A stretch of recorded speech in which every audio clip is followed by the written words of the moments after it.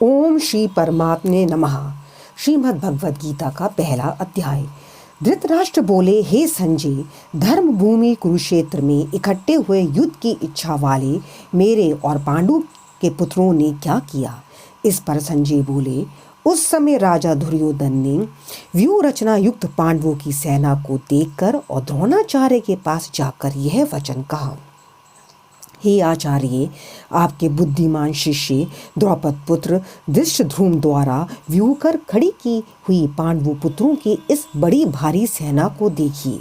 इस सेना में बड़े बड़े धनुषों वाले युद्ध में भीम और अर्जुन के समान बहुत से शूरवीर हैं, जैसे सत्यकी और विराट तथा महारथी राजा द्रुपद और दृष्टकेतु चेकितान तथा बलवान काशीराज पुरुजित कुंती भोज और मनुष्यों में श्रेष्ठ शेवे और पराक्रमी युधामन्यु तथा बलवान उत्मौजा सुभद्रा पुत्र अभिमन्यु और द्रौपदी के पांचों पुत्र, ये सभी महारथी हैं।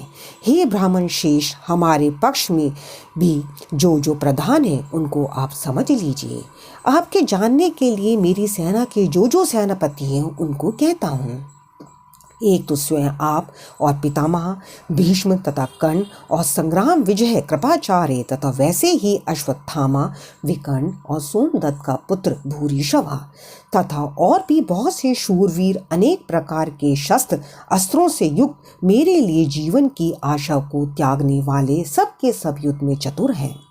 भीष्म पितामह द्वारा रक्षित हमारी वह सेना सब प्रकार से अजय है और भीम द्वारा रक्षित इन लोगों की ये सेना जीतने में सुगम है।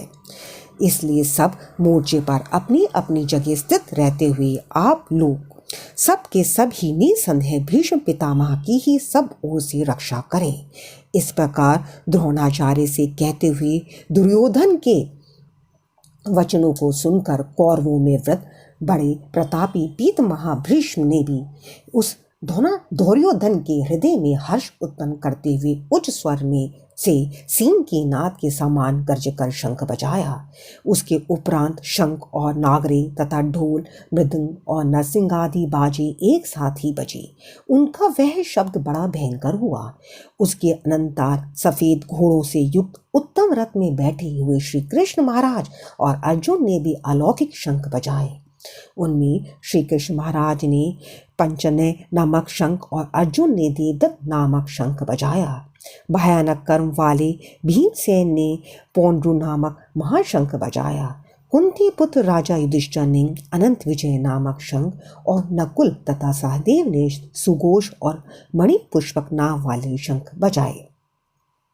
शेष धनुष वाले काशीराज और महारथी शिखंडी और धृष्टद्युम्न तथा राजा विराट और अजय सात्यकी तथा राजा द्रुपद और द्रौपदी के पांचों पुत्र और बड़ी भुजा वालों विनय सुभद्रा पुत्र अभिमन्यु, इन सब ने ही राजन अलग अलग शंख बजाए और उस भयानक शब्द ने आकाश और पृथ्वी को भी शब्दमान करते हुए धृतराष्ट्र पुत्रों के हृदय विदीर्ण कर दिए। हे राजन, उसके उपरांत कपिध्वज अर्जुन ने खड़े हुए धृतराष्ट्र पुत्रों को देखकर उस शस्त्र चलने की तैयारी के समान धनुष उठाकर ऋषिकेश श्री कृष्ण महाराज से यह वचन कहा, हे अच्युत, मेरे रथ को दोनों सेनाओं के बीच में खड़ा करिए, जब तक मैं इन स्थित हुए युद्ध की कामना वालों को इच्छा प्रकार देख लूं कि इस युद्ध रूप व्यापार में मुझे किन किन के साथ युद्ध करना योग्य है।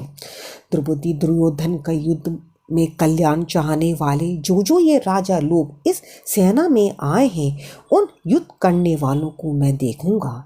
संजय बोले, हे धृतराष्ट्र, अर्जुन द्वारा इस प्रकार कहे हुए महाराज श्री कृष्णचंद्र ने दोनों सेनाओं के बीच में भीष्म और द्रोणाचार्य के सामने और संपूर्ण राजाओं के सामने उत्तम रथ को खड़ा करके ऐसा कहा कि हे पार्थ, इन इकट्ठे हुए कौरवों को देख। उसके उपरांत पितापुत्र अर्जुन ने उन दोनों ही सेनाओं में स्थित हुआ पिता के भाइयों को, पितामहों को, आचार्यों को, मामाओं को, भाइयों को, पुत्रों को, पौत्रों को तथा मित्रों को, ससुरों को और सुहृदों को भी देखा। इस इस प्रकार उन खड़े हुए संपूर्ण बंधुओं को देखकर वह अत्यंत करुणा से युक्त हुआ।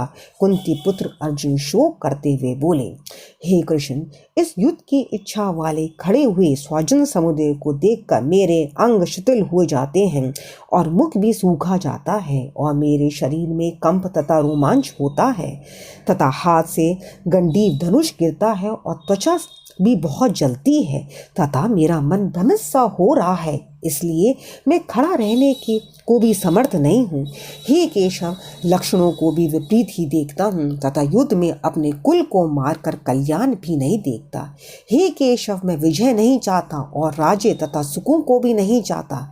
हे गोविंद, हमें राज्य से क्या प्रयोजन है अथवा भोगों से और जीवन से भी क्या प्रयोजन है, क्योंकि हमें जिनके लिए राज्य, भोग और सुखाधिक इच्छा है वह ही ये सब धन और जीवन की आशा को त्याग कर युद्ध में खड़े हैं, जो कि गुरुजन, ताऊ, चाचे, लड़के और वैसे ही दादा, मामा, ससुर, पोते, साले तथा और भी संबंधी लोग हैं।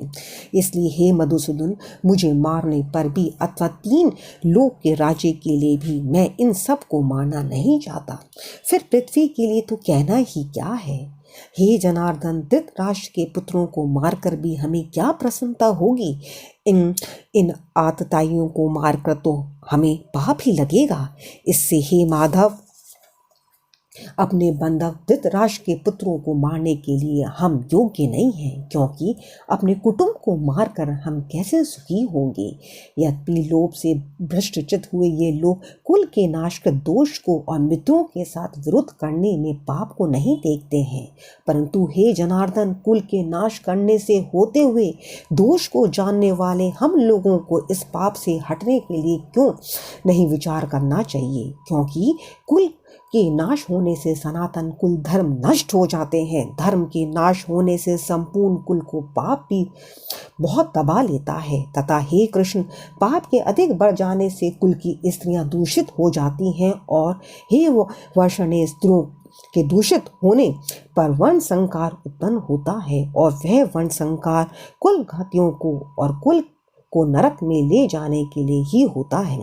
लोभ हुई पिंड और जल की क्रिया वाले इनके पिता लोग भी गिर जाते हैं और इन वन संकार कारक दोषों से कुल घातियों के सनातन कुल धर्म और जाति धर्म नष्ट हो जाते हैं तथा हे जनार्दन, नष्ट हुए कुल धर्म वाले मनुष्यों को अंत काल तक नरक में वास होता है, ऐसा हमने सुना है। ओहो, शोक है कि हम लोग बुद्धिमान होकर भी महान पाप करने को तैयार हुए हैं, जो कि राज्य और सुख के लोभ से अपने कुल को मारने के लिए उद्यत हुए हैं। यदि मुझ शस्त्र रहित ना सामना करने वालों की शस्त्रधारी धृतराष्ट्र के पुत्र रण में मारे तो वह मारना भी मेरे लिए अति कल्याणकारक होगा। संजय बोले, रणभूमि में शोक से उद्विग्न मन वाले अर्जुन इस प्रकार कहकर बाण सहित धनुष को त्याग कर रथ के पिछले भाग में बैठ गए। इति श्रीमद् भगवद गीता रूपी उपनिषद ब्रह्मा विद्या तथा योग शास्त्र विषयक श्री कृष्ण और अर्जुन के संवाद में अर्जुन विषाद योग नामक पहला अध्याय। हरे कृष्णा।